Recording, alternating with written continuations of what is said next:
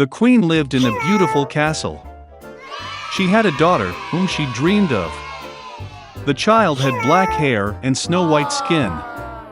Therefore, they named her Snow White. The queen soon died. The king did not grieve for a long time. A year later, he brought a new queen to the palace. She was beautiful but angry. The woman brought a magic mirror with her. Every day she admired her reflection in him and asked him the same question: who is the most beautiful in the world? The mirror has always told only the truth. Therefore, it honestly praised the beauty of the queen, and the woman beamed with happiness. Snow White grew, and every year her beauty blossomed brighter. And now, once again, speaking to the mirror, the queen heard in response that now she is not the most beautiful in the world, but Snow White. The queen was not going to endure this in her own palace. She ordered her faithful servant to lead the princess into an impenetrable thicket and kill. But the servant could not, even for the sake of the queen, kill the sweet girl. He brought the princess into a dark forest and let her go. And he himself returned to the castle and told the queen that he had followed her order. For a long time, the princess wandered through the forest. Along the way she was helped by all kinds of forest inhabitants.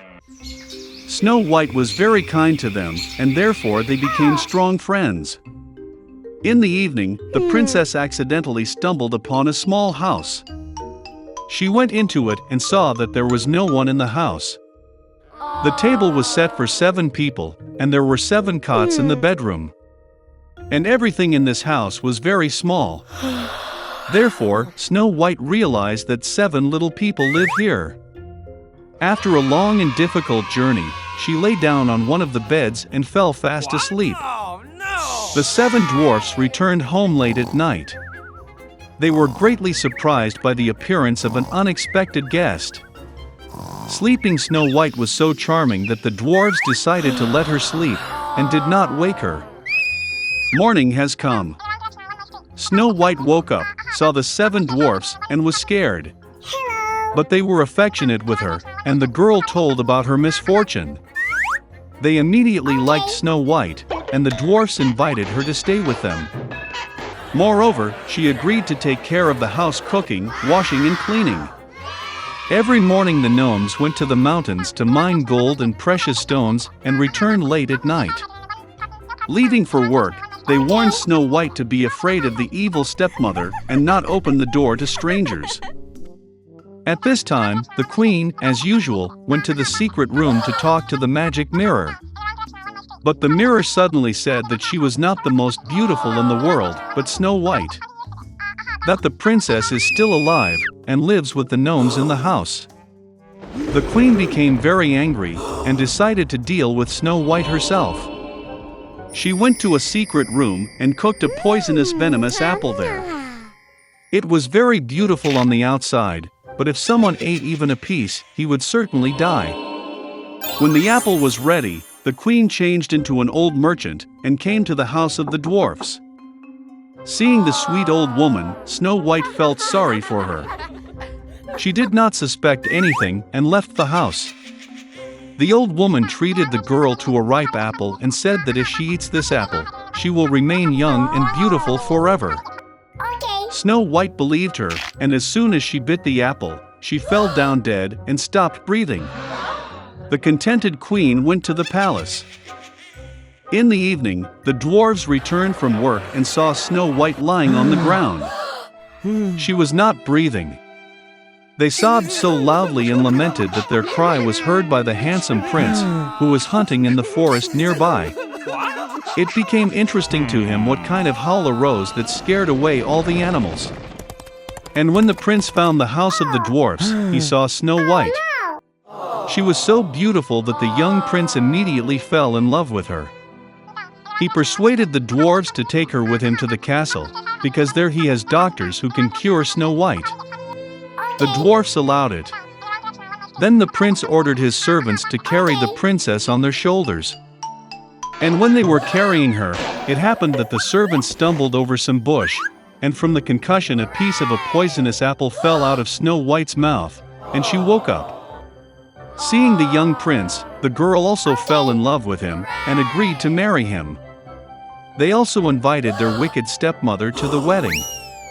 Out of anger that Snow White is still alive, and that now a long and happy life awaits her, the queen broke the magic mirror and never looked at it again.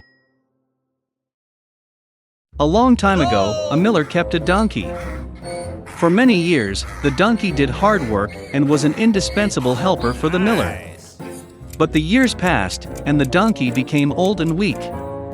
He could no longer work at the mill, and the owner did not have the means to feed the animal. So, after a little reflection, the miller took the donkey out into the field and left him.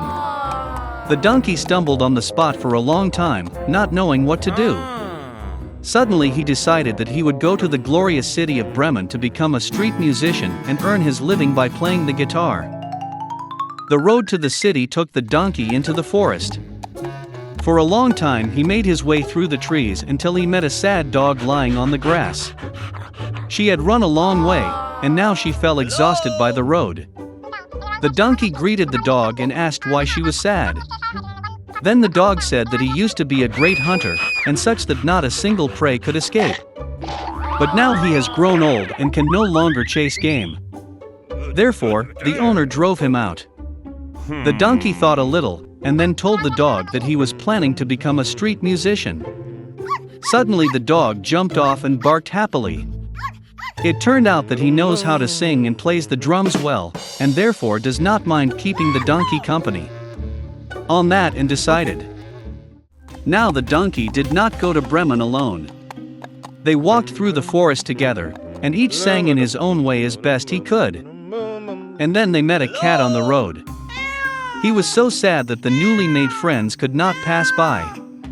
They began to ask the cat why he was so unhappy. It turned out that the evil mistress drove the cat out of the house, because he was old and can no longer catch mice. Then the donkey conferred with the dog, and they decided to take the cat into the group as a violinist.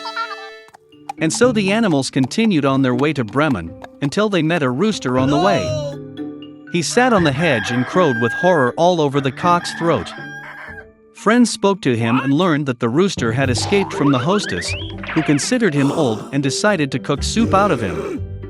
Without thinking twice, the donkey, the dog and the cat called a rooster into the group, giving him a balalaika. So, the newly made troupe walked through the forest until night fell. Friends had no choice but to settle down for the night by a large tree. The donkey and the dog lay down from below, the cat climbed onto a branch, and the rooster sat on the very top of the tree. Suddenly a light flashed in the distance. What? The rooster perked up his senile eye and noticed the hut in which the light was dimly burning. Then the friends decided to spend the night in a hut.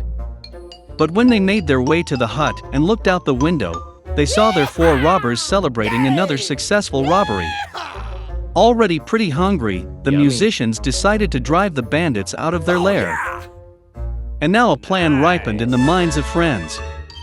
The donkey fell on the windowsill, the dog sat on the donkey, the cat on the dog, and a rooster turned out to be at the top of the pyramid.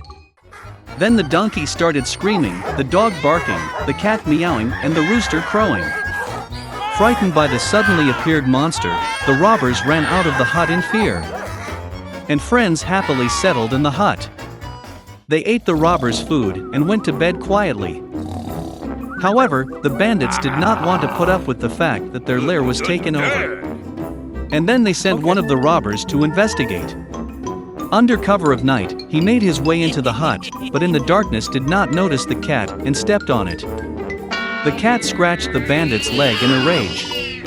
The dog bit his hand, the rooster pecked in the head, and the donkey kicked his hoof with all his might in the eye. So, the bandit ran out of the hut in horror and told the rest of the robbers that terrible giants had settled in their lair, from whom it was better to stay away. From that moment on, no one disturbed the friends in the forest house. They lived in peace and harmony and called themselves the Bremen town musicians.